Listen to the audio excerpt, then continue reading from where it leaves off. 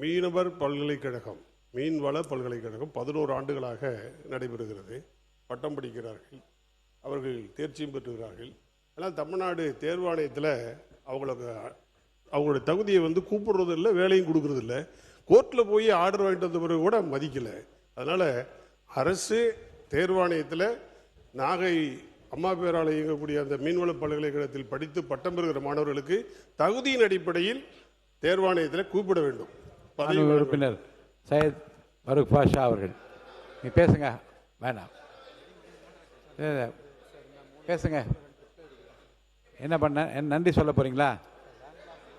நன்றி சொல்லி முடிக்கிறார். முடிங்க, நன்றி சொல்லுங்க. பள்ளி கல்வித்துறைங்க, நீங்களே வரைக்கும் ஃபஸ்ட் ஸ்டாண்டர்ட்லேருந்து 2 நிமிஷம் முடிச்சேன், 2 நிமிஷம் கொடுத்துறேன். நினச்சி பாருங்கள், 1லேருந்து 8 வரைக்கும் ஆல் பாஸ் பண்ணி சொல்லி பழைய அரசு உத்தரவு போட்டிருந்தாங்க. 1லேருந்து 8 வரைக்கும் ஆல் பாஸ் பண்ணுறீங்க. நீங்கள் தயவு செஞ்சு நீங்கள் போகிறீங்க, நிறைய படித்தவங்க ஆசிரியர் பெருமக்களாக இருக்கிறீங்க. ஏதாவது ஒரு ஸ்கூலில் போய் 1வது 8வது வரைக்கும் ஒரு புக் எடுத்து படித்து காட்ட சொல்லுங்கள். அவரோட நிலைமை என்ன இருக்குன்னு பாருங்கள். ஆசிரியர்கள்லாம் மனவேதனைப்படுறாங்க. 10th முடிச்சுட்டு இப்போ பாலிடெக்னிக் கையில் காலேஜ் சேர்ந்த பையன் இங்கிலீஷில் அவனால் கையெழுத்து போட தெரியல. ஆங்கிலத்தில் இப்போ 10th முடித்த பையன், அரசு பள்ளியில் படிக்கிற பையன், அவன் கையெழுத்து போட முடியல. ஆல் பாஸ் பண்ணுறோம். அது இல்லாமல் உங்களுக்கு தெரியும், இன்னைக்கு பள்ளிக்கு புத்தக பையோட போகிறவன் கத்தியோடையும் பொட்டலத்தோடையும் போகிறாங்க. இதெல்லாம் மாற்றணும்னா நீங்கள் நீக்கிறேன். அவங்க நீங்கள் நன்றி சொல்ல தான் உங்களை அனுமதிச்சேன். நான் மாண்பு உறுப்பினர் மாண்பு சி.வி. சண்முகம், முன்னாள் அமைச்சர் மாண்பு சி.வி. சண்முகம், நீங்கள் சொல்லுங்கள், என்ன கேட்க வரீங்க? கிளாரிஃபிகேஷன் போதும். மாண்பு உறுப்பினர் குயிக்க சொல்லுங்க. மாண்புமிகு பேரவைத் தலைவர் அவர்களே, விழுப்புரம் நகராட்சியிலே ஒரு மிகப்பெரிய ஒரு முறைகேடு நடைபெற்றிருந்திருக்கிறது. இந்த தொழிலாளர் வைப்பு நிதி ப்ராவிடென்ட் ஃபண்டில் 8/10/2024 அன்று அதில் தினக்கூலியாக வேலை பார்த்தவர் கிட்டத்தட்ட ரூபாய் 8 கோடி ரூபாய் அதில் முறைகேடு செய்திருக்கிறார். அதை கண்டுபிடிக்கப்பட்டு காவல் நிலையத்தில் புகார் கொடுக்கப்பட்டது. அந்த தினக்கூலி ஊழியர் கைது செய்யப்பட்டார். ஆனால் இன்று வரை அந்த 8 கோடி ரூபாய் மீட்கப்படவில்லை. இன்னும் எவ்வளோ முறைகேடு நடந்திருக்கிறது என்று கண்டுபிடிக்கப்படவில்லை. அதில் யாரெல்லாம் பயனடைந்தார்கள் என்றும் இதுவரை கண்டுபிடிக்கவில்லை. அவர் அந்த சொத்துக்களை முடக்க வேண்டும் என்று சொன்னபோது நீதிமன்றத்திலே தடை உத்தரவு பெற்றிருக்கிறார். அந்த தடை உத்தரவையும் நீக்குவதற்கு எந்த நடவடிக்கையும் எடுக்கவில்லை. இது 8 கோடி தானா, இல்லை எத்தனை ஆண்டு காலமாக இந்த முறைகேடு நடந்திருக்கிறது? விழுப்புரம் நகராட்சியில் மட்டும்தான் இது நடைபெற்றிருக்கிறதா, பல்வேறு நகராட்சியிலும் இது நடைபெற்றிருக்கிறதா என்பதை நகராட்சி நிர்வாகம் அனைத்து நகராட்சியிலும் இது ஆய்வு செய்ய வேண்டும். குறிப்பாக இந்த விழுப்புரம் நகராட்சியிலே நடைபெற்றிருக்கிற இந்த 8 கோடி ரூபாய் முறைகேடிலே ஈடுபட்ட, அதனால் பயனடைந்த பல அரசியல் தலைவர்கள் இருந்திருக்கிறார்கள். கடந்த காலத்திலே அந்த விசாரணை முடக்கப்பட்டிருக்கிறது. அதை உரிய விசாரணை நடத்தி உரியவர் மீது நடவடிக்கை எடுக்கப்பட வேண்டும். அந்த தொழிலாளருடைய பணத்தை திரும்ப பெறுவதற்கு நடவடிக்கை எடுக்க வேண்டும் என்று கேட்டுக்கொள்கிறேன். மாண்பு உறுப்பினர், நீங்கள் ஒரு நிமிஷம் நன்றி சொல்றதா அனுமதிக்கிறேன். சொல்லுங்க, நன்றி சொல்லுங்க. மாண்புமிகு பேரவைத் தலைவர் அவர்களே, தயவு செஞ்சு சொல்றேங்க, பள்ளி கல்வித்துறையை காப்பாத்துங்க. ரொம்ப மோசமான நிலைமை இருக்கு கடந்த காலம்.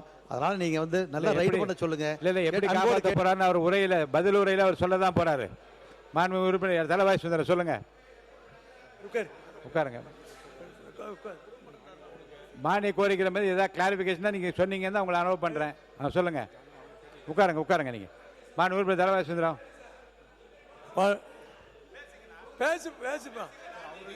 மாண்புமிகு உறுப்பினர் தலைவர்களே, ஒரு நிமிஷம் மாண்புமிகு பேரவை, ஒரே ஒரு நிமிஷம்.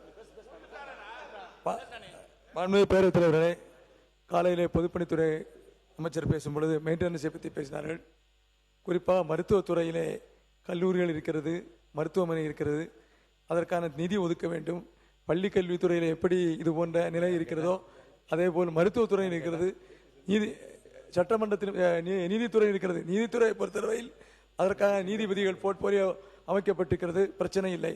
ஆனால் தமிழ்நாட்டில் இருக்கக்கூடிய அத்தனை மருத்துவமனைகளும் மோசமான நிலையில் இல்லாமல் இருப்பதற்கு மாண்புமிகு மருத்துவத்துறை அமைச்சரும் மாண்புமிகு பொதுப்பணித்துறை அமைச்சரும் இணைந்து அதற்கு தக்க நடவடிக்கை எடுக்கும்படி கேட்டுக்கொள்கிறேன். மாண்புமிகு உறுப்பினர் ஐ.பி. செந்தில்குமார், என்ன கிளாரிபிகேஷன் சொல்லுங்க. மாண்புமிகு பேரவைத் தலைவர் அவர்களே, கடந்த 2 மாதமாக திண்டுக்கல் சட்டமன்ற தொகுதிக்குட்பட்ட மாநகராட்சி பகுதிகளில் கடுமையான குடிநீர் தட்டுப்பாடு நிலவுகிறது. கடந்த திராவிட மாடல் ஆட்சியில் வைகையிலிருந்து ஒரு கூட்டு திராவிட முன்னேற்ற கழக ஆட்சி அண்ணா அதெல்லாம் உங்களுக்கு இப்போ கிளாரிபிகேஷன் என்ன கேட்டிருக்கேன்னா நீ கொடுத்துருக்கிற மானிய கோரிக்கையின் மீது உங்களுக்கு ஏதாவது விளக்கம் கேட்டால் நீ தாராளமாக கேளுங்க.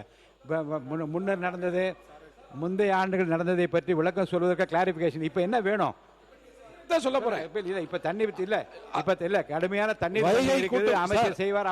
ஒரே ஒரு வைகை திண்டுக்கல் மாநகருக்கு ஒரு கூட்டு குடிநீர் திட்டம் விரிவான திட்ட அறிக்கை தயார் செய்யப்பட்டிருக்கு. 560 கோடியில அந்த திட்டப்பணிக்கு நிதியை விடுவித்து அந்த பணியை விரைந்து தொடங்க நம்முடைய அரசை நான் கேட்டுக்கொள்கின்றேன்.